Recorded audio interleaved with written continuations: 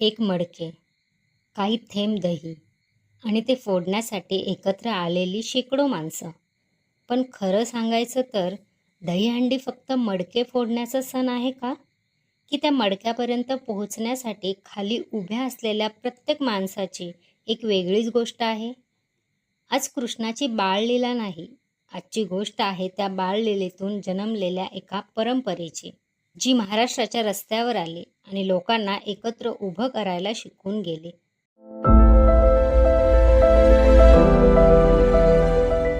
आपण मागच्या व्हिडिओमध्ये श्रीकृष्णाचा जन्म आणि त्यांची बाळलीला पाहिली. लोणी दही आवडणारा तो छोटासा कृष्ण आणि त्याच्या खोड्यांमुळे गोकुळात निर्माण होणारा आनंद. पण त्या कथेतला एक छोटासा प्रसंग पुढे जाऊन इतक्या मोठ्या लोकपरंपरेचं रूप घेईल हे कदाचित तेव्हा कोणालाच माहीत नव्हतं. दहीहंडीचा संबंध कृष्णाच्या माखन चोरीच्या परंपरेशी जोडला जातो. महाराष्ट्र पर्यटन विभागाच्या माहितीनुसार कृष्ण आणि त्याचे मित्र उंच ठिकाणी ठेवलेलं दही लोणी मिळवण्यासाठी एकत्र प्रयत्न करत असत आणि त्या स्मरणातून दहीहंडीची परंपरा जोडली गेली आहे. पण आज आपण त्या बाळलीलेची कथा सांगणार नाही, कारण आज खरी गंमत इथून सुरू होते. महाराष्ट्रात श्रावण संपत आलेला असतो, आकाशात ढग असतात, रस्त्यावर पावसाचं पाणी असतं आणि जन्माष्टमीच्या आसपास अचानक गल्लीबोळाचं वातावरण बदलायला लागतं. कुठेतरी मांडव उभा राहतो, कुठेतरी फुलांची सजावट होते आणि एका उंच जागी बांधली जाते दहीहंडी. मडक्यात दही, लोणी आणि इतर पदार्थ ठेवले जातात आणि मग सुरू होतो गोविंदांचा खेळ. एक गोविंदा येतो, दुसरा येतो, तिसरा आणि काही क्षणातच सगळे एकमेकांना साथ देत उभे राहतात. खाली असलेल्यांचा भार, वर असलेल्यांचा तोल आणि सगळ्यांच्या नजरा एकाच ध्येयाकडे, हंडीपर्यंत पोहोचायचं आहे.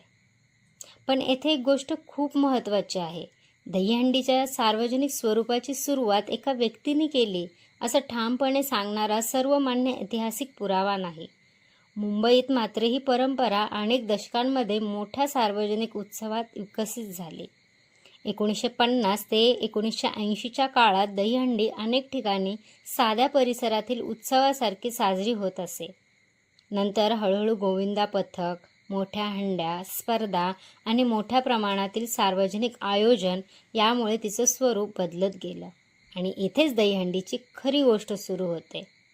कारण हंडी फोडणारा गोविंदा दिसतो सगळ्यांना, पण त्याच्यापर्यंत पोहोचण्यासाठी खाली उभे असलेले बाकीचे गोविंदा, त्यांचं काय?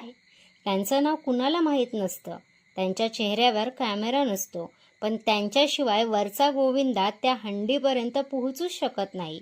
आणि म्हणूनच दहीहंडीचा सर्वात मोठा संदेश मडक्यात नाही, तो त्या मडक्याखाली उभ्या असलेल्या माणसांमध्ये आहे. आपल्या रोजच्या आयुष्यात आपण सगळे आपापल्या जागी धावत असतो. कुणाला ऑफिसची घाई, कुणाला घराची जबाबदारी, कुणाला मुलांच्या शिक्षणाची चिंता, कुणाला स्वतःचं काहीतरी करण्याची धडपड. प्रत्येकाचं ध्येय वेगळं, पण कधीकधी एखादं ध्येय इतकं मोठं असतं की ते एकट्याने गाठता येत नाही. तेव्हा लागते टीम. दहीहंडी आपल्याला अगदी हेच दाखवते.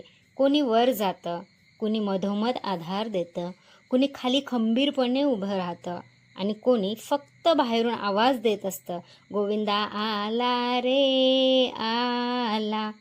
पण प्रत्येकाची भूमिका महत्त्वाची असते. याच कारणामुळे महाराष्ट्र पर्यटन विभाग दहीहंडीला टीमवर्क, निर्धार, समन्वय आणि सामूहिक भावनेचं प्रतीक मानतो. आणि गंमत बघा ना, आपल्या आयुष्यातही असंच होतं. आपण एखादं यश मिळवतो आणि लोक म्हणतात, वा तू किती छान केलंस. पण त्या यशाच्या मागे आईचा आधार असतो, वडिलांचा विश्वास असतो, मित्राची मदत असते, कुणीतरी दिलेला योग्य सल्ला असतो आणि कुणीतरी अशा वेळी आपल्या बाजूला उभं असतं जेव्हा बाकी सगळे दूर गेलेले असतात. म्हणूनच यशाच्या शिखरावर उभ्या असलेल्या माणसापेक्षा त्याला तिथपर्यंत पोहोचवणाऱ्या हातांची किंमत कधीच कमी नसते. काळ बदलला, मुंबई आणि महाराष्ट्रातील दहीहंडीही बदलत गेली. लहान गल्लीतील उत्सव मोठ्या सार्वजनिक कार्यक्रमांमध्ये बदलले. गोविंदा पथकं तयार झाली, सराव सुरू झाले, स्पर्धात्मक स्वरूप आलं आणि काही ठिकाणी मोठ्या बक्षिसांमुळे दहीहंडीला आणखी मोठं रूप मिळालं. पण या सगळ्या बदलांमध्ये एक गोष्ट कायम राहिली, एकत्र येण्याची भावना. आज दहीहंडी फक्त धार्मिक कार्यक्रम राहिली नाही, ती महाराष्ट्राच्या सार्वजनिक संस्कृतीचा एक भाग बनली आहे. रस्त्यावरचा उत्साह, ढोल ताशांचा आवाज, गोविंदा आला रे आला हा जयघोष आणि एका हंडीभोवती जमलेली संपूर्ण गर्दी, हे सगळं मिळून दहीहंडीला एक वेगळीच ओळख देतं. म्हणूनच आज महाराष्ट्रात दहीहंडीला सांस्कृतिक वारशाच्या रूपात पुढे नेण्याचे प्रयत्नही होत आहेत. 2026मध्ये महाराष्ट्र सरकारने दहीहंडी आणि गणेशोत्सवासाठी युनेस्कोच्या अमृत सांस्कृतिक वारसा मान्यतेसाठी प्रयत्न करण्याची घोषणा केली आहे. पण या सगळ्या गोंगाटातून एक छोटासा प्रश्न आपण स्वतःला विचारायला हवा. आपल्या आयुष्यात आपण कोणासाठी आधार आहोत? कारण प्रत्येकाला वर जायचं असतं, पण खाली उभं राहून दुसऱ्याला वर घेऊन जाण्याची तयारी किती जणांची असते हो? दहीहंडी आपल्याला सांगते, एकट्याने वर जाणं म्हणजे यश नाही. आपण वर गेल्यावर आपल्या माणसांना सोबत घेऊन जाणं हे खरं यश. आणि म्हणूनच दहीहंडी फोडली जाते तेव्हा फक्त मडकं फुटत नाही, एक क्षणासाठी सगळे भेद विसरले जातात. सगळ्यांच्या चेहऱ्यावर एकच आनंद असतो आणि सगळ्यांच्या तोंडून एकच आवाज येतो, गोविंदा आला रे आला. आणि म्हणूनच आजच्या या सुंदर रांगोळीत दहीहंडीचं रूप साकारलं आहे. मध्यभागी असलेली हंडी, तिच्या भोवतीची फुलांची सजावट आणि वर डोलणारं मोरपीस, हे सगळं कृष्णाशी जोडलेल्या आनंदाची आठवण करून देतं. आणि बाहेरची सुंदर सुबक वळणं जणू एकच संदेश देतात. आपण कितीही उंच स्वप्न पाहिली तरी त्या स्वप्नांपर्यंत पोहोचण्यासाठी कोणीतरी आपल्याला आधार देणारा असतो. म्हणून तुमच्या आयुष्यातील असा कोणता माणूस आहे ज्याने तुम्हाला तुमच्या हंडीपर्यंत पोहोचवण्यासाठी आधार दिला? त्याचं नाव मनात आठवा आणि शक्य असेल तर आज त्याला एकदा मनापासून धन्यवाद नक्की म्हणा. तुम्हाला या रांगोळीमागची कथा आणि संदेश आवडला असेल तर व्हिडिओला लाईक करा. तुमचे विचार आणि अनुभव कमेंटमध्ये नक्की शेअर करा.